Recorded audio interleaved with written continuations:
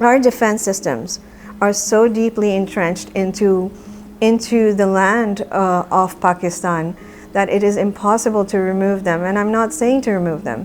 What I am saying is to the ruling elite is give us better systems so the average civilian can raise themselves out of this economic depression. This is where we should be concentrating and focusing on. We need to be focusing on the disintegration that's taking place. And we need to act pretty fast, and we need to act fast together.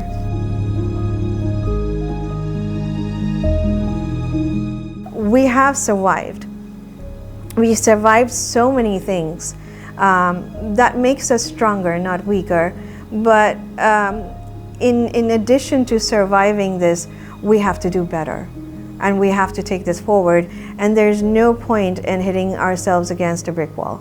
There's absolutely none. We're going to run around in circles, and our energy should be utilized now in protecting ourselves, as well as pushing forward those that need us. We need to re-establish governance that will support this failing income strata that is completely disintegrating in front of our eyes.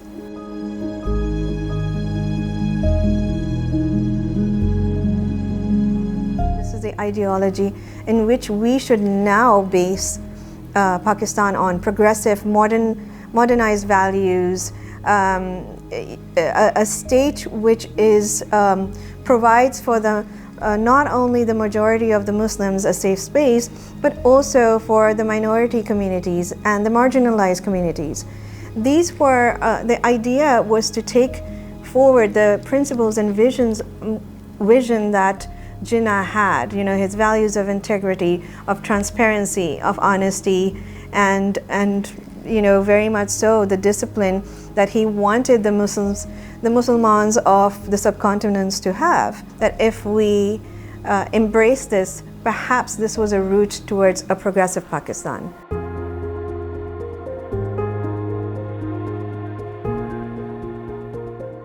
I catered it for everybody, but I felt that it was certainly for the youth population that is coming up in Pakistan. It's very important to engage them. It is very important to reach out to them. And it is very important that we understand what they need by giving them the correct guidance. This is the generation that's going to take us forward. And we need to reach out to them very fast.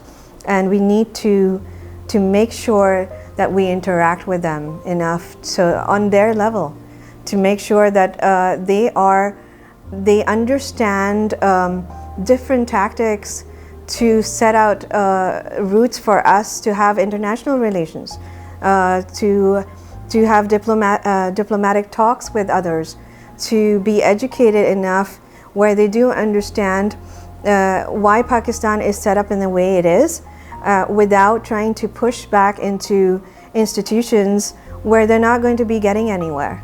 They are not going to go anywhere from that point. So instead of utilizing them for populist politics, I think that they should be utilized to create better systems within the country. Our youth is actually the ones that have received education are pretty well versed in what is going around in this world. We need to make sure that we connect with them. And we need to make sure that we train them and give them not only vocational training apart from the education, but also support systems that will ensure economic empowerment for them. If not in the pursuit of how our founding fathers envisioned this place for us, then in the pursuit of education. And when people say that, they don't realize that what we need to provide is accessible education for everybody. That is not available for the vast majority of this country and this population.